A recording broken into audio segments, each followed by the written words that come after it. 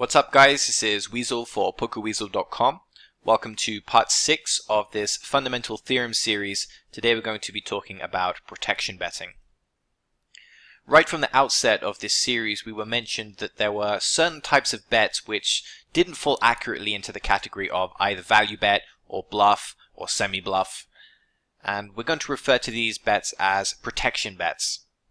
We'll also go on to see throughout this episode that there is more than one type of protection bet, and even the term protection bet is a somewhat rather vague description for a reason for betting which doesn't coincide very well for one of the main reasons for betting, which is either value betting or bluffing. So coming up in this episode, basic components of a protection bet. We're going to talk about shutting down strategy options. We'll see what we mean by this shortly. And we're going to have a look at a range versus range example where we use a solver to demonstrate that small bet sizings will make sense in certain scenarios. So let's start by talking about protection bets. We mentioned there is more than one type of protection bet.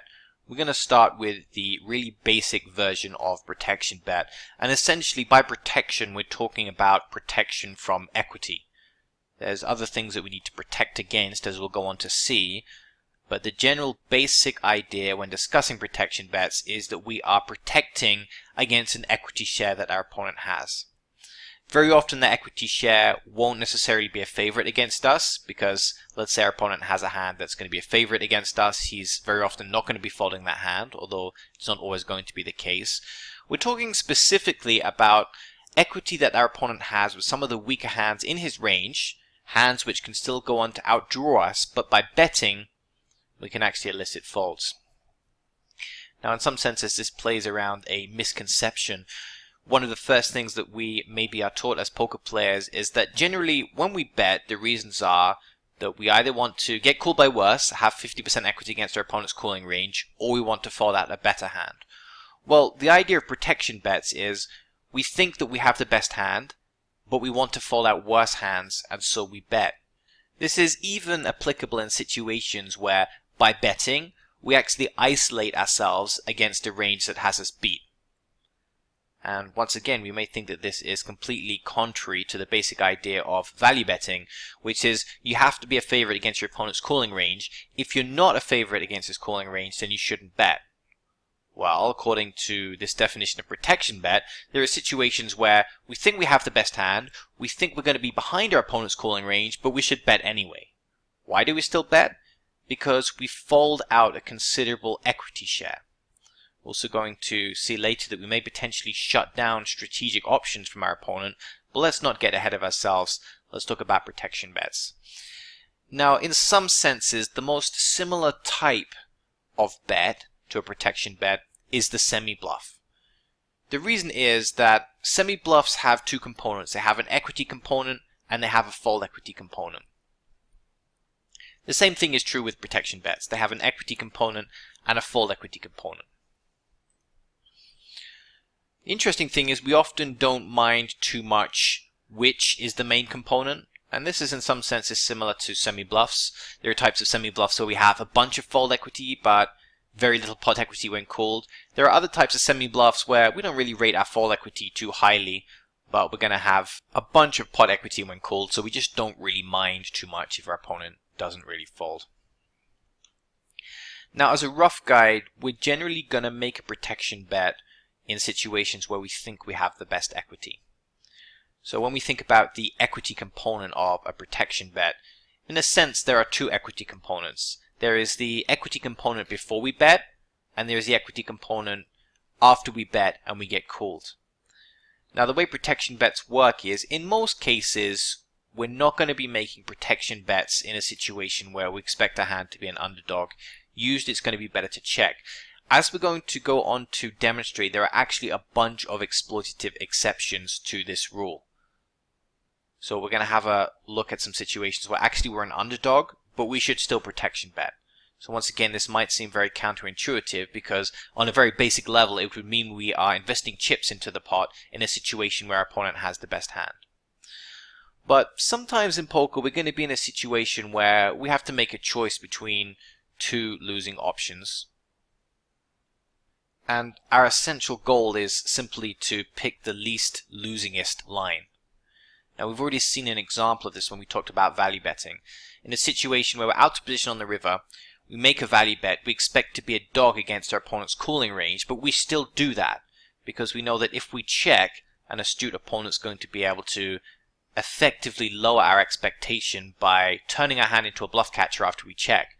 So it may actually be better for us to fire a bet ourselves. We're picking between two losing options. And so it can be the case with protection bets in scenarios where we're going to be a slight underdog. And once again, the more of a dog you become, the less likely it is you're going to be protection betting. There's some kind of correlation there. But it's very conceivable you're in a scenario where maybe you have 45% equity against your opponent's range with your specific holding, and it's still correct to put a protection bet out there. There's at least two parameters which can cause that protection bet to be correct, despite the fact they're essentially investing money as a dog. And once again, it revolves around this idea of picking the best out of two losing options. Now, of course, many of these reasons why we'd still protection bet in these scenarios are related to mistakes that our opponent are going to make against our protection bets. And this is especially the case given that protection bets are often small sizings. In fact, protection bets are very frequently underbets. We're going to be looking at a lot of underbets in today's session. And players don't really play very well against underbets compared to how they play against normal, regular 2/3 pot size bets. So there's going to be a bunch of mistakes our opponents make against these small sizings. And what this essentially means is that these protection bets, in any game where our opponents are not playing perfectly, these protection bets are going to be a much bigger component of our strategy than they should be in theory, because they just have a huge exploitative value. Whereas when we look at the more theoretical side of things towards the end of the video, we'll see that there are situations where, okay, we have some hands that need protection, but it's probably not a good idea to bet them for very small sizing. It comes down to the range versus range setup. We're going to, of course, go on to see as well that it is correct to make these underbets in certain specific scenarios, but in other scenarios, we can maybe just leave the underbet sizing alone. It doesn't increase our expectation. But in 95% of games out there, if you know when to make these protection bets, at least from an exploitative point of view, you're going to be able to generate a much higher win rate. Now let's have a look at an example. So this example is somewhat contrived, but we've tried to represent the basic idea of our opponent having three types of hands in his range. So firstly, you can see the board texture here, Queen 7-2 rainbow. Turn is a 3 of diamonds. We have ace 3. Basically, we have a vulnerable pair. So we're just going to be doing some hand versus range stuff. We know what we have. We're not going to think about our whole range just yet. We'll do that towards a more theoretical part of this video, towards the end. And it's a hand that clearly needs protection. Hopefully that's obvious. Our opponent can have live overcards, which he's potentially going to be folding. He can potentially have things like draws. But of course, we mustn't forget that he is actually going to have some hands that have us beat. So we've given him this kind of range. It doesn't matter whether it's proportionally accurate. We just want it to be somewhat representative in the sense that our opponent has some floats, which he's going to fold. He also has some stronger hands than ours, which he's not going to fold. We've represented this by top pair. He also has some hands that are actually weaker than ours, but are going to call and has the ability to suck out. So we're essentially extracting value from these hands. So our ultimate goal here is to maybe fold out the 8-9. That would be nice, because remember these hands still have a decent chunk of equity against us. We don't really want to hope that we're going to fold out the flush draws. That's probably not very realistic. But we don't want to let them draw for free. So we can at least lower their expectation by forcing them to put in more money as a dog. But at the same time, we know he's never folding this top pair part of his range, and we don't really want to lose too much money against that. So this is first and foremost where we get the small bet sizing from, is we don't need to bet very big to fold out his 9-8 combos here. But if we start betting too big, then we lose a bunch of money against the queen-jack type hands, and the flush draws are calling anyway. Now let's imagine that we don't bet. Okay, this is our expectation as a check down, and we've deliberately designed it so that the equities run close, but we are actually a slight favorite with a hand against his range. You can see our equity here is 54.5. He's a slight dog, and we're going to assume that we just check down and there's basically no river action going on here. Very, very simple check down model. You can see our expectation here is roughly 10.89, and by the way, there's 20 in the pot, so this makes sense. We're making just over half the pot because we have just over half the equity. Everything's very, very straightforward here. Expectation of a check down is 11. Now we're just going to screenshot that EV because we're going to be using it to make some comparisons. And we want to see what happens now if, instead of checking, we actually decide that we're going to make a small bet. We're going to go with a very small bet size. Let's make it even under a quarter pot. So let's make it a bet size of 4. Our opponent then has the option to call or fold, and let's assume the river goes check-check, which it might not do in practice, but that doesn't matter too much right now. I want to keep the model very, very simple. We just want to demonstrate that despite being a dog against our opponent's calling range, in this case, which is very likely to happen, we're actually going to increase our EV slightly by doing this. So we're just going to solve, and we're going to run and see what the optimal solution is. So just to compare to our previous EV, you can see that originally our expectation was 10.89, and now our expectation is 11.6. Now we can have a look at our opponent's optimal defending strategy in this case. It tells him to defend about 50% of his range against that small sizing. And it might seem like he's folding a lot. He definitely is. And probably something to do with the fact that he maybe has a little bit of a tough time finding hands that are logical calls. He obviously can't call the stuff like 8-9, so he's forced to just fold with a reasonable frequency. Now, we can see our EV hasn't really increased by that much, in truth. But this is also assuming that our opponent is playing accurately. So it's possible for our opponent to make some pretty significant errors. See currently that he's actually calling flush draws, and he's not calling any of his 8-9 combos. Let's say, for example, that he only calls with top pair. So he has to have at least top pair to make the call. Let's run that. So basically he's now folding 60% of the time, which according to Carterana's EV is a deviation from optimal. We can see that our expectation has now jumped up to 11.65, so it's even more profitable than the previous. Now this is why we're saying we don't really mind too much what mistake our opponent makes with this particular decision tree. For example, let's just say he calls all hands. Let's say he doesn't really have a fold button. He just likes to call everything. So his mistake is that he calls all of his top pair hands, which is fine, calls his flush draws, but he also just calls all combos of 8-9 and never folds anything. Let's have a look at how that looks. Well, now our EV is still very, very good, 11.25. It's still higher than the original check down model. Now let's just say for whatever reason, and I'm not sure why he'd ever do this, maybe he times out or something, he just folds everything. So he can edit his calling conditions. Let's say he has to have at least a flush to make the call, or at least a straight, so basically he can never call. So that calling will go to 0. He now folds 100%. Look at our EV now, it's shot up to 20. So you can see in some senses in this model that we do have a preference. Like we do prefer him to fold way too much in this model and call too much money. Our expectation is higher. But in some senses, it doesn't matter too much. There's not a point where our opponent can really do something that makes our decision non-profitable. If he calls too much, fine, we're increasing our EV with that small bet. If he folds too much, that's fine as well, we're increasing our EV. What we're going to do now is we're going to tweak the model slightly, and we're going to give our opponent some additional strong hands. We're going to make it so that he actually now is the equity favorite. So we're going to give him some ace-queen combos. You'll see our equity now has dropped to 45%. So probably we should not be making a protection bet in this case. So we're going to go on to discuss one of the parameters that allows us to make a protection bet despite the fact that we are an underdog against our opponent's range. Now what we'll do here first of all is let's return to our check down model. So we're actually just going to check, so check, check, and let's have a look at our expectation of checking down this slightly weaker hand compared to our opponent's range. Once again, there is a direct correlation here between our equity and our expectation when we check down. So we have 45% equity, just less than half of the equity, so we make just less than half the pot in EV because there's 20 in the middle. So that all makes sense. We'll screenshot it anyway just in case we forget. So now our expectation of a check is 9. Now we're going to run the same scenario again. We're actually going to put in a bet of 4. I'm going to see what our opponent's optimal response to that is. So he can either call or fold. And we're going to assume river goes check check, which again, it might not do in practice. But we want to keep the model nice and simple. So it goes check check.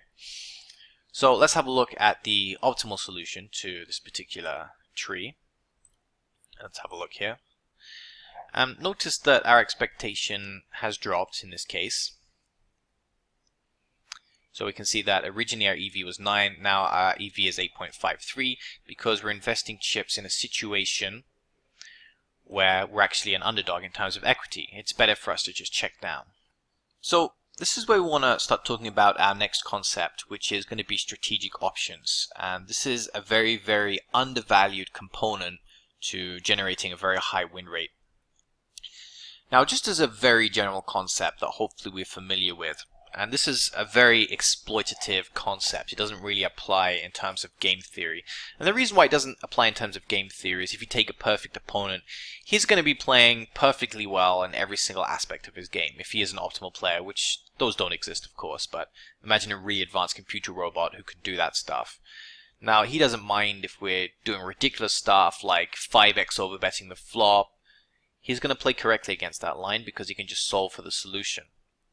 However, when we're playing against humans, they tend towards playing certain areas of their decision tree more accurately than others. If we can funnel our opponents into a part of their game tree that they're not comfortable with, we can often increase our expectation as an exploit. So another reason for betting, and once again, like we said, this is a reason that just completely falls outside of the basic list of reasons for betting, but is a very valid and important reason for betting nonetheless. A reason for betting in poker is to get our opponent to a part of the game tree where he plays poorly. So when we start thinking about the word protection, so far we've used it to mean protection from equity, protection from overcards, but we can also refer to protection bets as affording us a measure of protection from a part of our opponent's game tree where he plays accurately or efficiently. And this particular applies if other parts of his tree, maybe he plays very badly. That's not a part of his tree we need to protect against. If we can funnel ourselves into that part of his tree, we're going to have a higher expectation as an exploit. So when players talk about protection betting, they're generally referring to protection from equity, but it doesn't really have to be. This is why we said there's more than one different type of protection betting. See, we could just be protecting ourselves from strategic options that our opponent has, which allows him to play efficiently or accurately against us. Now, so far, this concept is a little bit vague, so we're going to illustrate that with Cartwright's EV. And we're going to use this model to help us. Now, we saw in this model that the EV of a check was 9. This is the one we've just looked at. And the EV of betting is 8.53. And we might assume from this that, as a result, we should therefore be checking because it generates higher expectation. And that's true certainly with this particular game tree. But let's imagine a scenario where our opponent plays especially well if we check back the turn. Let's say he's just finished watching a strategic video, a training video on why pro betting the river is very, very important, how you can do it with any 2 cards and generate automatic profit. Let's say he's going kind of crazy with that line. We just don't know it yet, but he's actually going pretty crazy with that line. And the game tree, when we check, is not going to look quite like this. It's actually going to look like this. He's going to lead the river. Let's give him a slightly more reasonable sizing. He's just going to lead the river for 2/3. And we have the option to call or fold against that, obviously. So our opponent has a strategic option, whereas let's assume that the part of the game tree that's reached when we make that small underbet, let's assume he actually doesn't play the river very well in that situation. I mean, one thing many players don't do is they don't suddenly donk bet the river unless they've got the initiative. I mean, it does happen from time to time. But let's just say someone is much more likely to lead the river out of position after the turn gets checked through compared to leading the river out of position after they face a bet on the turn. In other words, if we check back, this guy's going to lead the river hyper aggressively. Now, if we know he's going to do that, it's not a problem. I mean, we've given him 100% range for betting here. If we know he's going to do that, it's not a problem, because we can just close our eyes and call any river. In fact, you'll find that if we solve for the expectation here, we'll find that our expectation even goes up with a check back, because we can just so accurately snap off his river bluff. So you can see Carterana's EV is giving us 83.8% call. But in practice, it's not going to work like this. We're not going to know whether we have a call in the river. We're generally going to have a bluff catcher. It's probably going to be a more accurate model just to say that actually we're probably going to be folding most of the time. So let's just give ourselves the option to fold here. Let's say we're going to fold everything when he leads. Now obviously this is an extreme example. We may defend some stuff, but basically let's have a look what happens to our expectation. I'm sure you can figure out what happens here. So our expectation is terrible, basically. I mean, we just always lose his hand. And we're basically never going to win unless he sometimes checks the river in this model. So you can see our expectation is really, really terrible now. And actually, it would have been better for us to make that slightly losing protection bet, given that it shuts down our opponent's river bets. Okay, let's maybe make it slightly more realistic. Okay, maybe we're not going to fold every time. And one of the reasons we're not going to fold every time is because we have ace-3. Some of the time we're going to make aces up, or we're going to make trip threes on the river. So let's assume we sometimes call, we sometimes fold. We're going to call with at least 2 pair. That makes sense. So we're not going to fold everything. We're going to have 2 pair on some rivers. So let's just have a look what that looks like. So we're actually calling with a very low frequency.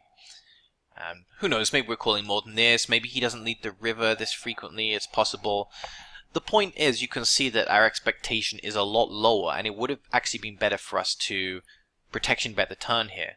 Not because protection betting the turn is theoretically correct, but if it causes our opponent to part of his game tree where he actually just checks a river every time and allows us to fully realize the equity, now that protection bet is very, very good. And this is why in practice you should be using protection bets a lot more than you should be using them in theory. And we're going to get onto the theory a bit later as discussed, but opponents play very, very badly against these small bet sizes. And one of the things they don't do, and notice we've completely missed it out from our tree, is they don't raise against these small bets. Now of course they will raise with some frequencies, so we're still looking at a rather optimistic model. But the thing to take away from this is that if by retaining the initiative on the turn, you prevent your opponent from firing the river, that's pretty awesome. That's really going to have a good effect on your expectation. Yes, investing chips as the marginal underdog here is not ideal, and it is going to have a lower expectation relative to that of checking down, but we don't necessarily control whether the pot gets checked down or not because our opponent still gets to act out of position on the river. So if by retaining the initiative on the turn, for a small sizing, we can buy a free showdown, that can have a big impact on our overall win rate. Now, of course, the reason why in theory this doesn't necessarily apply is because if we're going to be betting something like 1/4 pot on the turn, our opponent should be check raising very, very aggressively against that small sizing. They should be defending a bunch of hands, etc. And that's going to lower our expectation because it's actually better to get one step closer to the river. If we know we're going to get check raised, to just check back, get to the river, maybe free roll some of our additional outs there to make 2 pair of trips. So obviously in theory we're going to be checking back a lot when we have the hand with the least equity or we have the lower amount of range versus range equity. But if taking that option funnels your opponent into a part of his game tree that he plays badly, i.e. he just always checks to us again on the river because he doesn't have a donk betting range, then suddenly the impact on our expectation is going to be pretty significant. And, you know, this is not so far from how many soft games play. Players don't raise proportionally more against small bet sizes than they should. Players don't generally randomly donk bet the river.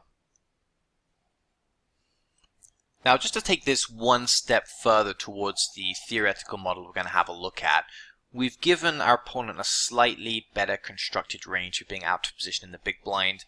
I think this was based on something like we open in the cutoff to 2.5x or something like that, or maybe a button 3x. Big blind defends by cold calling, and he calls the flop bet.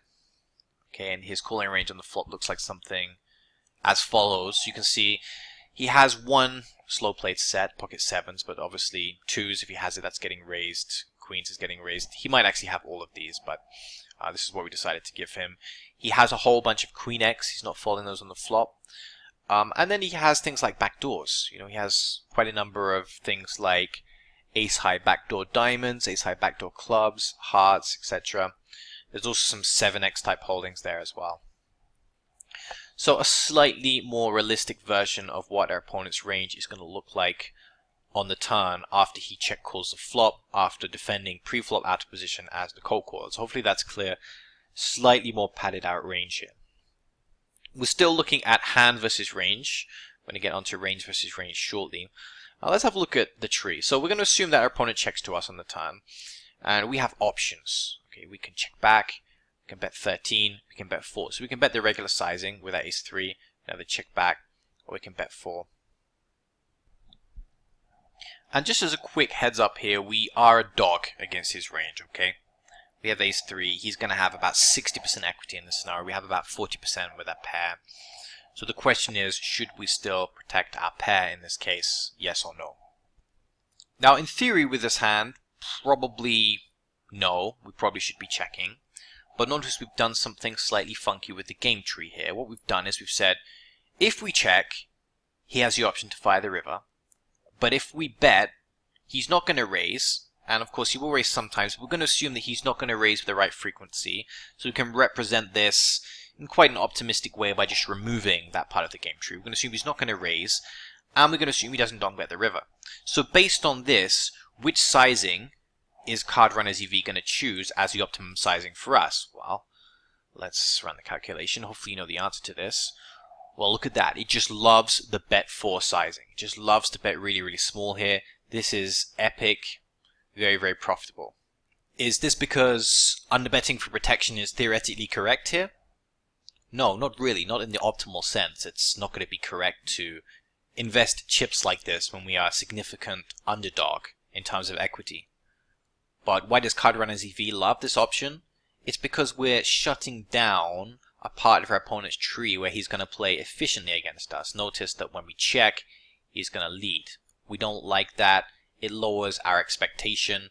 It's very, very similar to the discussion we had on the quote-unquote losing value bet on the river, where we're not really a big fan of shoving all our chips in on the river when we know we're going to be an underdog against the guy's calling range. I mean, that's a little bit weird in terms of the traditional definition of value bet.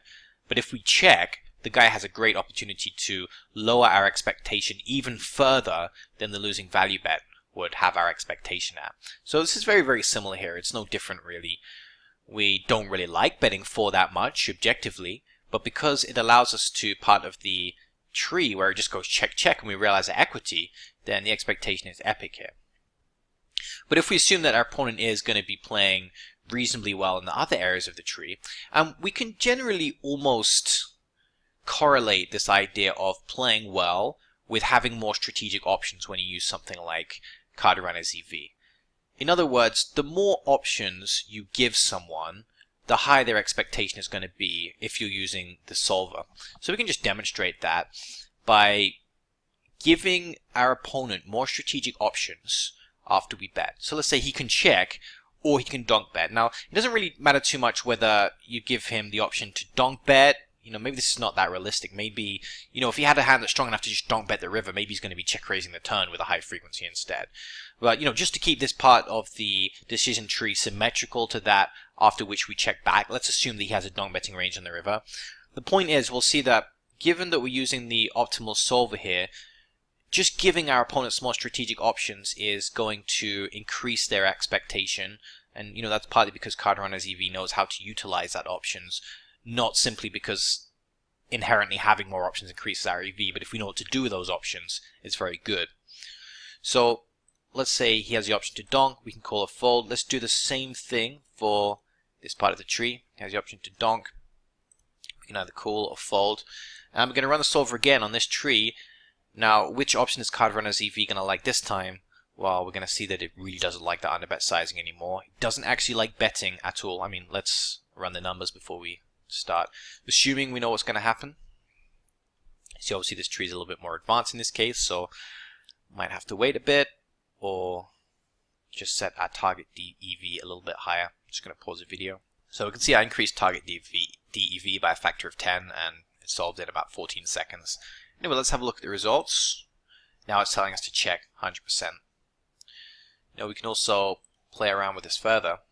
For example, we could leave all other strategic options there, but say for some reason that our opponent plays especially badly against a 2/3 pot bet. So we could just remove these options down here. Now you might still find it likes a check, just because although this is epic that it gets checked down, notice that we are just investing probably too much money with a hand that is an equity underdog. So it's definitely not going to like the bet 4 option, just because we've kind of given our opponent more strategic options there. You know, the 13.3 might be more of a contender, just because it goes check on the river.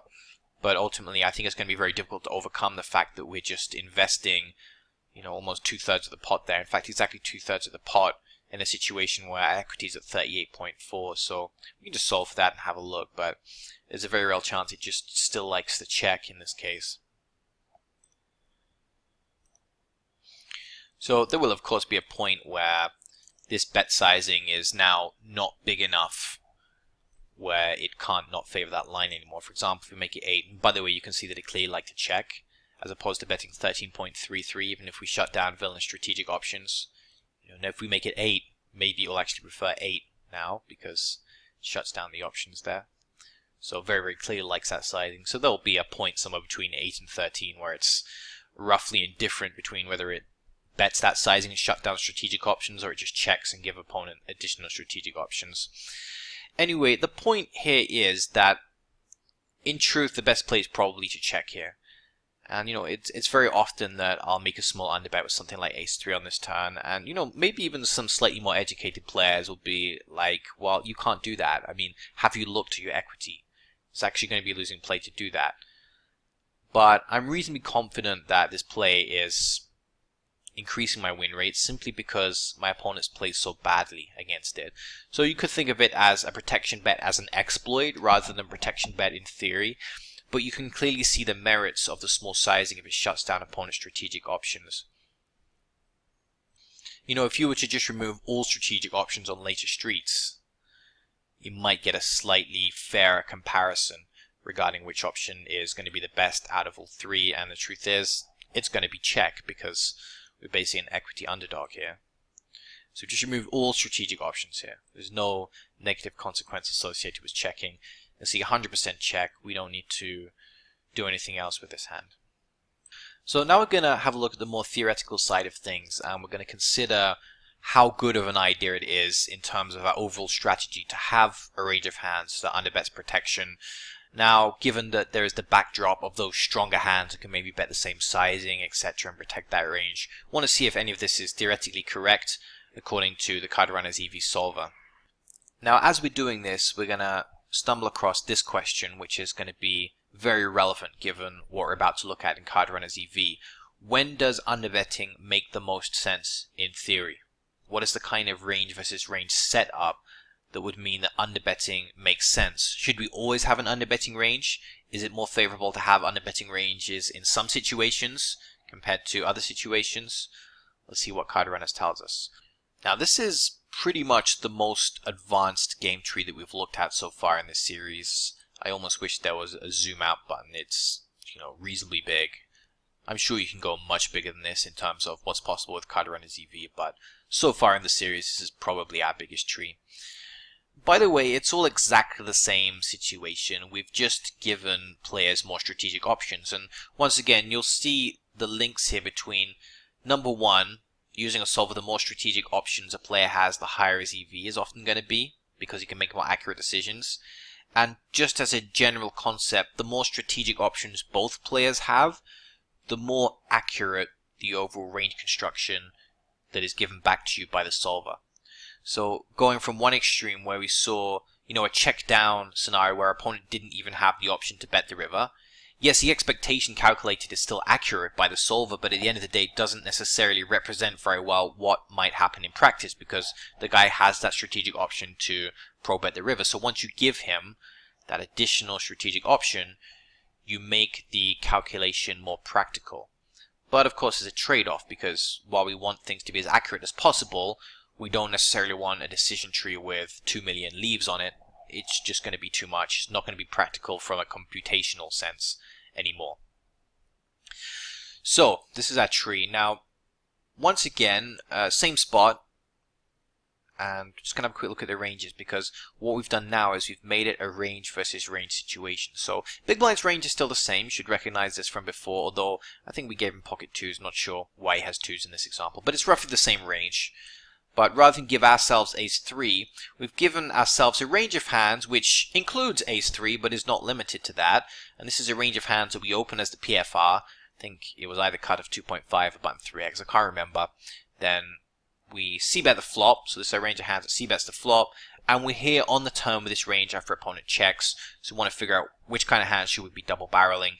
Is there any room here for an underbet sizing? So although we're not being completely specific, this is a much more accurate range versus range model in the sense that two players could easily arrive at the turn with this particular range.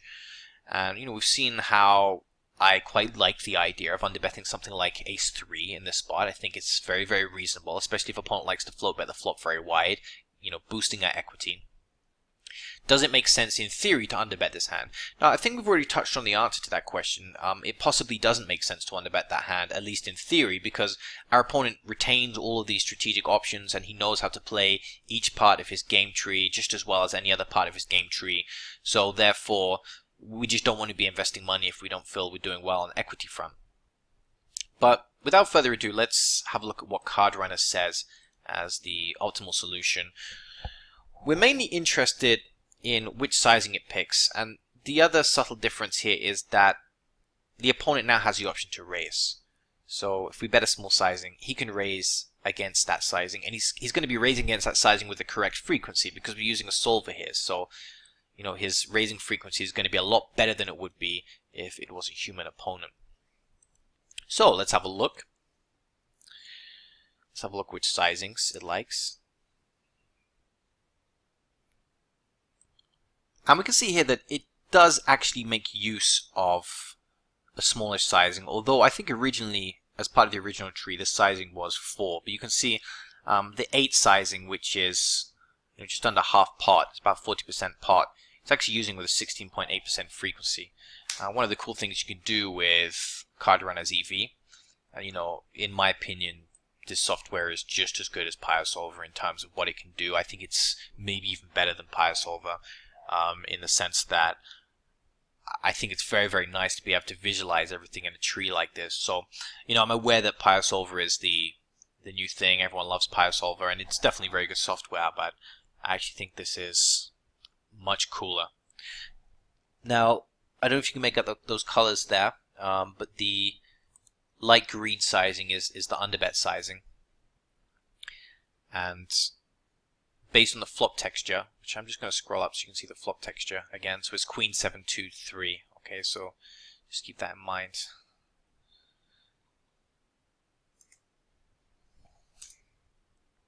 So we can see what kind of things that it's recommending to underbet. So I'm interested in the hands that bet 8.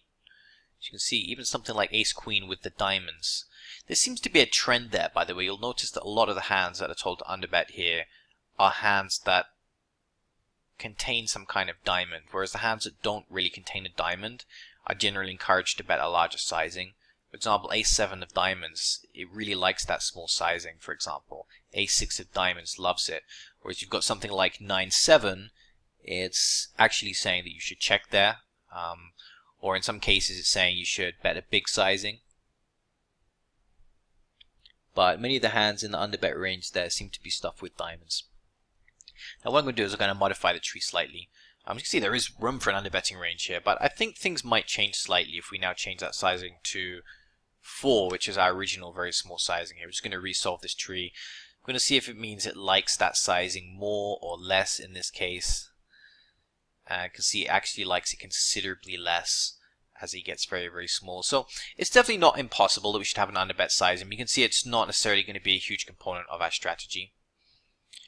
I think, just as a side note, the reason why I added the 2s there was just to boost Big Blind's equity slightly. And I think one thing that can happen is if we remove the 2s and then resolve, can sometimes have a small impact on, how frequently we can bet. There's generally a very, very vague correlation between how frequently we can bet and how much equity we have. I mean, generally equity is good. The more equity we have, the more frequently we can bet. So you can see originally we were checking 37.7. We've weakened our opponent's range slightly.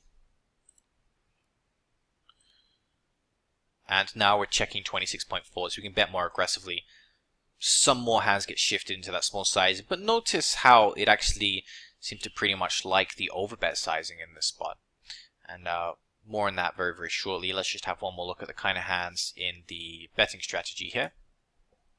So now that we're using a very small bet, which hands does it like?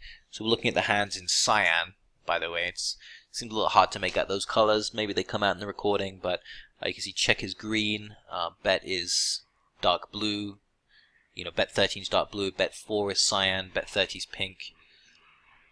So we're interested in the cyan hands because these are kind of the protection bets.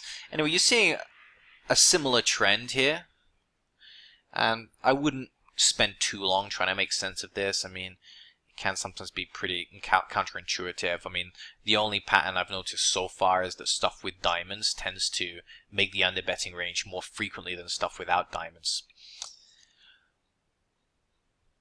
But let's just say that while there might be room for an underbetting range here, it doesn't really seem to be a big component of the strategy. Card Runner's EV doesn't love that sizing. It actually prefers the overbet sizing. Now, why is that? Why does it like the overbet sizing? We mentioned we touch on it. Well, if you look here in the bottom right, you can actually see a graph of the equity distribution here.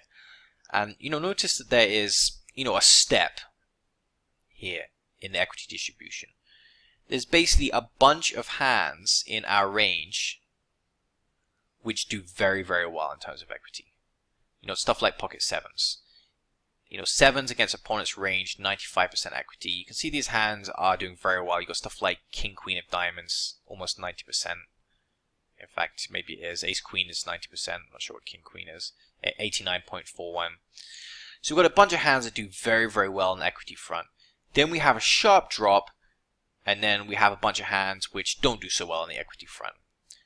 Basically, our range is somewhat polarized here.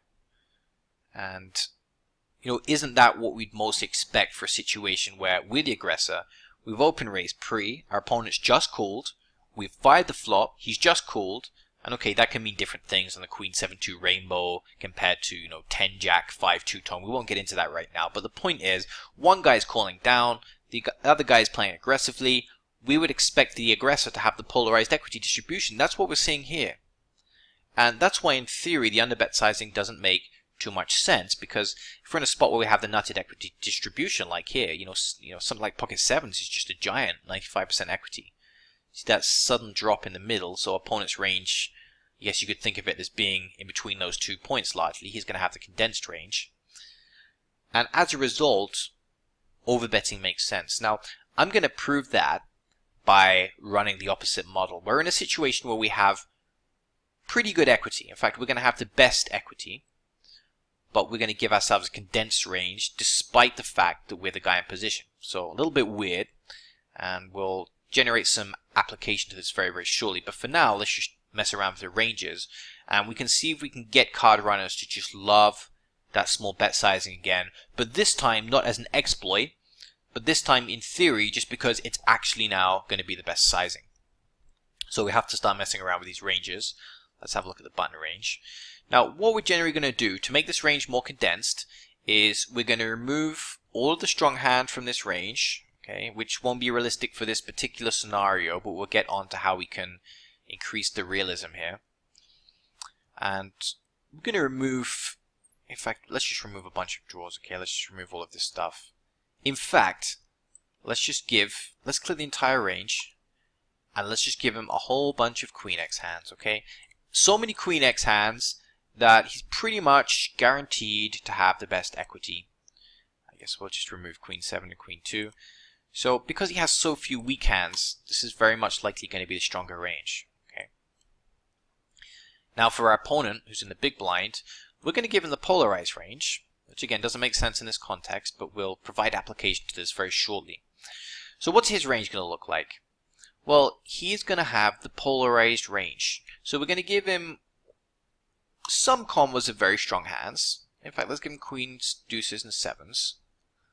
But we're going to give him so much junk that he actually has the weaker of the two ranges. So he has the nutted equity distribution. He's got queens, sevens, and twos.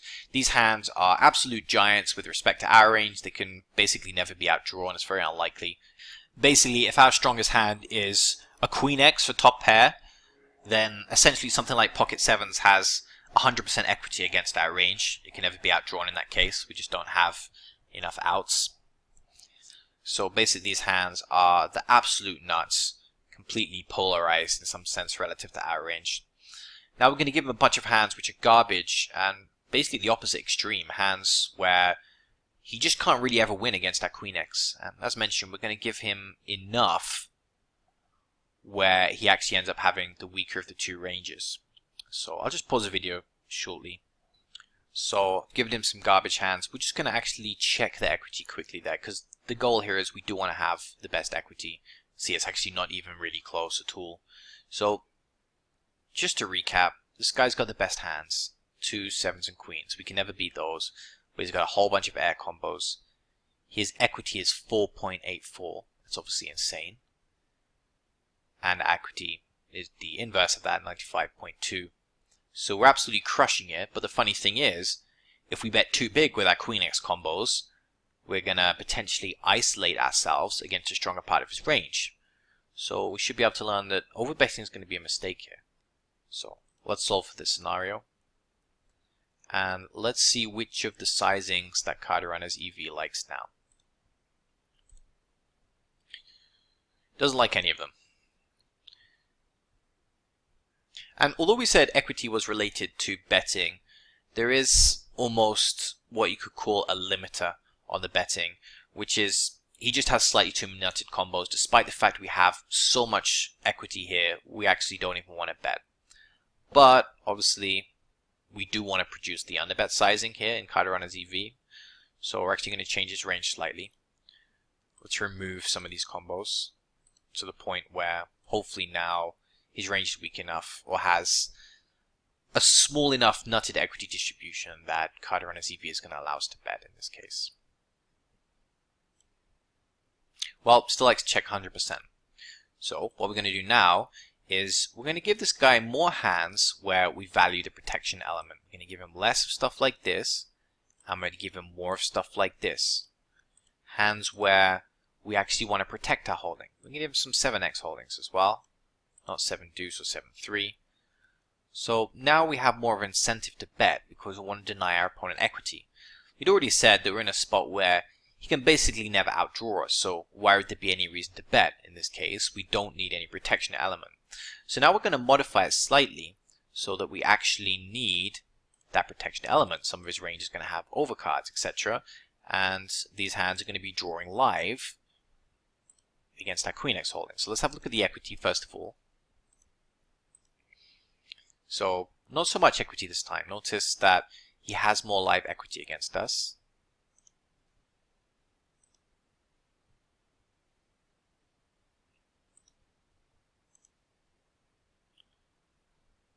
And now look what Cardarana's EV is doing. Now, the reason we've done it this way, the reason we've run two models where we're not incentivized to bet, and finally reached a model where we're incentivized to bet, is to help fully illustrate the value of protection here. Notice that when he was perfectly polarized relative to us, there wasn't really too much incentive for us to bet a condensed range because he had no suck-out potential. But now we're in a spot where we have the stronger range, but he has a bunch of live equity against us. We have to bet, but we can't bet too big because now we isolate ourselves against his nutted equity distribution. So I think this and the previous two examples really illustrate what protection is all about. Notice how Cardarana's EV just loves that underbet sizing. It is the best play now in theory, assuming that we've given each player enough strategic options on later streets, which I think we've done a reasonable job of that. You can see the game tree is reasonably big, but you can always take this a bit further. So now we're incentivized to hardly ever check because our opponent has that live equity. We need that protection element now. So this is all what protection is about. Let's just try one more model for a bit of fun. Let's get rid of any hands which don't have live equity. So none of these hands are live at all because they just have 2 undercards. So we're only going to do stuff which either has a worse pair. In fact, let's give him a bunch of 7x. Or has overcards to Queen X. So let's just try a few of these. Just give him way more 7x. So boosting his equity. At the same time, we're increasing our need for protection in this case. Let's have a look at the range of his equity first. So equity is going down in this case. So notice in some senses this is almost an exception to the rule that you can bet more frequently if you have more equity. It really depends on the equity distribution, what the equity looks like. Because if our opponent has more live equity against us, it can be correct to bet more frequently even though we have less equity overall because we want to deny our opponent that realization. Whereas if he can never suck out, then we kind of lose some of our incentive to bet even if we have very, very high amounts of equity. So let's solve for this situation. So we've given even more live equity. Let's see what happens. So now we just never check. Never overbet either. Notice that. That's an important feature as well. So we're betting 60% with the small sizing. We're betting 13.33 with the large sizing. And for a minute, let's just return to this concept of equity distribution. So previously we saw an example of a polarized equity distribution. There were a bunch of hands at the top, then there was a sudden sharp drop, and then a bunch of hands at the bottom. Now this is the reverse of that because we've given our opponent the polarized equity distribution now. So relative to that, this is an example of a condensed equity distribution. We can just see that our equity distribution is a straight line more or less. What that means is pretty much every hand in the range has a similar or the same amount of equity. You see there's slight deviations there which revolve around a few different things, one of them being blockers. But generally you can see the worst hand in our range has 86.67%. And I'm not sure whereabouts you can see the percentile, but that's obviously the worst hand in our range, we know that much. Whereas one all the way up here, which I'm guessing is probably, in the top 20%, has pretty much the same equity, 87.14 as opposed to 86.67. So a few hands with slightly more than that. So these are things like 2 pair, and the things that had a flush draw as well, which maybe slipped through the net slightly. But you can basically see how a condensed equity distribution looks like relative to the polarized equity distribution. So let's return to our question. When does underbetting make the most sense? In theory, hopefully you should be able to give a reasonably straightforward answer to that question now. When the bettor has a stronger range, but his opponent is polarized relative to him. Now, we did say that the example we looked at was pretty contrived because the aggressor is generally going to have the polarized range and the defender is going to have the condensed range. So what would be an example of a situation where maybe we are in position, the betting's on us, but we actually have a condensed range relative to our opponent? Well, let's think of 2 examples. First one is that we call a 3-bet pre-flop in position. So say we're in the button. We open raise, big blind 3-bets, we call. Flop texture comes kind of drawy, and it's a spot where we would actually raise our strongest hands. So let's say we just raise all our sets on that texture because maybe it's two-tone, there's some straight draws out there, etc. We're going to raise. So when we just call, we have a condensed range. We have things like top pairs, etc. We have things like maybe our draws, but we don't have the nutted equity distribution anymore, whereas our opponent does have the nutted equity distribution. He 3-bets pre, he c-bets the flop, he can easily have top set.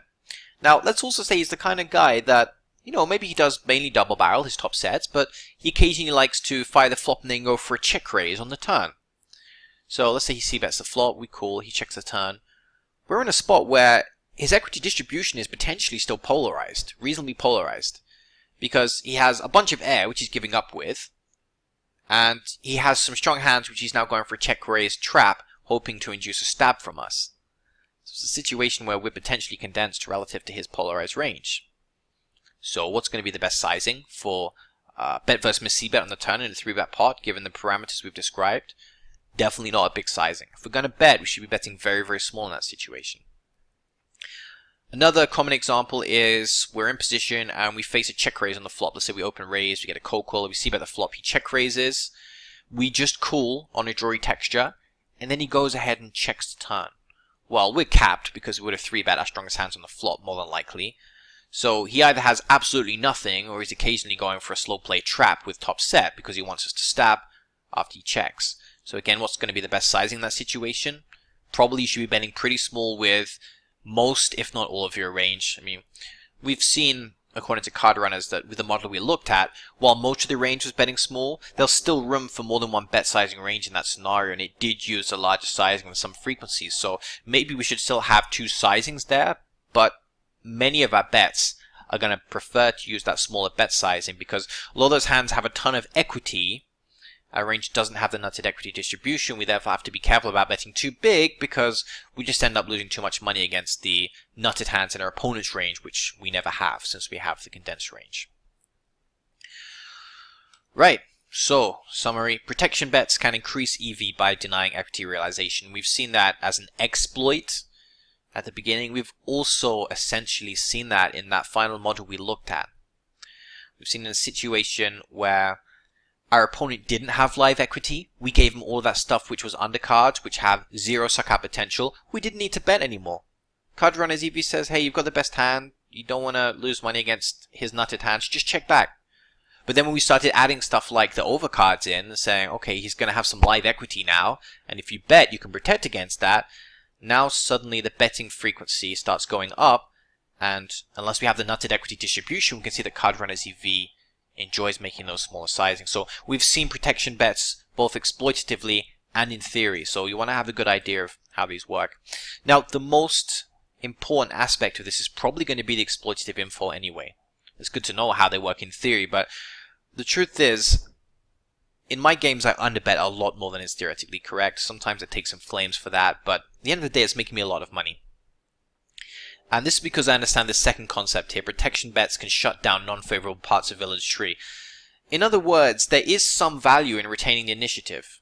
I mean, okay, that's a statement that can be interpreted different ways. Okay, there is no inherent advantage to having the initiative, but if your opponent's going to do stupid stuff when you have the initiative, like never bluff because he doesn't have initiative, so he's just going to check to you, like in a very obedient manner. Okay, this guy bet the turn, I'm just going to check out position on the river because I never donk. Then suddenly there is a huge inherent value to having the initiative because you're essentially shutting down parts of your opponent's game tree where he can play efficiently against you. So in other words, there may be some serious exploitative value to retaining the initiative in spots where you think doing so will allow you to get to showdown. Whereas if you don't do so, you're going to potentially lose the ability to get to showdown. And this has application all over poker. Just take something really simple like the bet versus miss c-bet in position on the flop. Okay, we know in theory that we're supposed to bet hands that retain equity well and check back hands which maybe have significant showdown value but don't retain equity so well against opponent's calling range. That's the theory version. But the practice version is you should just bet like crazy in that spot for a few different reasons. You know, number one, players just overfold in that spot anyway, but also there's this huge protection element going on there. If you have something like a vulnerable pair, you get that protection element. But it's not just about protecting equity, it's about protecting from certain parts of villain's tree. For example, if you check back a vulnerable showdown value hand on the flop, and your opponent fires a delayed c-bet out of position, and you don't really know what his frequencies are like, and unfortunately you have to either fold or make a bluff catch, which is going to be very close to 0 EV, not really that profitable, it might actually be better for you to just bet the flop yourself, because you protect against that part of the tree where you don't really know what your opponent's doing. You don't know whether you can exploitatively call or fold against his lead, so you don't really make too much money. He can lower your EV with that turn lead. So it might be a good idea to just stab, especially if your opponent's making mistakes with that part of his tree, in the sense that maybe he just doesn't ever check raise at the PFR, for example. So very important concept which is overlooked, and it's not commonly cited as a reason for betting, but it's a very important reason for betting. Finally, theory stuff. Small bets should be used in theory when we have the stronger range but lack the nutted equity distribution. But also, just as an addition to that, this only applies if our opponent has live equity. In a situation where our opponent is 100% polarized relative to us, where his hands can never suck out, then we don't bet the condensed range. There's no protection element there. We can't get caught by worse, so we don't bet. Now, when he starts having those overcards, there's a little bit of live equity. Now it's correct to start betting very frequently, but at a very small sizing, because if you bet too big, we isolate ourselves against the nutted equity distribution. Okay, so this is probably about as complex as it's going to get for this series, so I look forward to catching the next part where I'm hoping it's going to be a little bit more chilled. We're going to be talking about mistakes that we can make as a defender. So we're going to be talking about very, very common mistakes that even advanced players seem to make with things like pot odds, implied odds, etc. So stay tuned for the next part of this series. Thanks very much for watching. Hope you enjoyed the video. This has been Weasel for PokerWeasel.com.